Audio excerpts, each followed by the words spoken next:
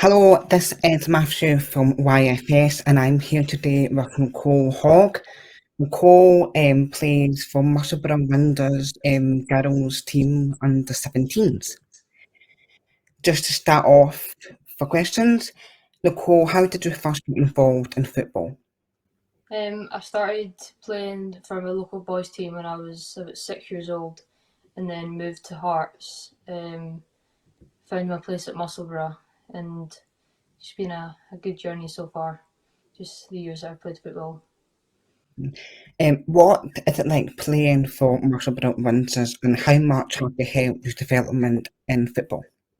It's a very good local club. Everyone sort of in the area knows of the team, and they've got a very popular age groups. Like throughout their age groups are very good. And the progression's been good. Like every training session, we always work on something specific that the whole team itself need to work on. It's always beneficial what we do at training, so it is good.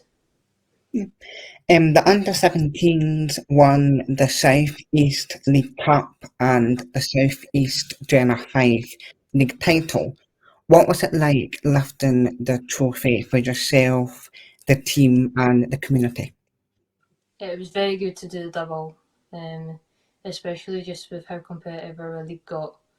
It was such an achievement. Like it wasn't expected, but we just fought the whole way through. And it was good for some of the other girls that maybe hadn't won a trophy or such before. But the community definitely had their back and were supporting us all the way. It was good. You got selected in this year's GB team Deaflympics. However, the team have sadly had to pull out due to safety reasons. Despite that, however, how did you feel when you got selected, and what was the selection process like? So I travelled down in November and did a sort of training game with the England squad, and then I was back just in January there, and it was like we just sort of trained away, and then the email to say that I was asked to go back, which I never expected to have been asked to play for GB at all. It was unexpected, but it's always a dream come true playing for your nation. Definitely. On a personal level, obviously, as you mentioned, it was a massive achievement. But in a wider context, how positive is it for deaf representation and the community in terms of inclusion in sports? It is good, like to play football for a local club that's full hearing. You don't feel out of place, and then to play with people that are deaf, the same as you, you don't realise how much other people suffer more than you do. Because there were some girls that couldn't hear at all and just rely on sign language.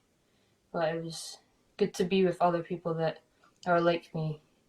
And we all communicated in our own ways and made the weekend work quite well.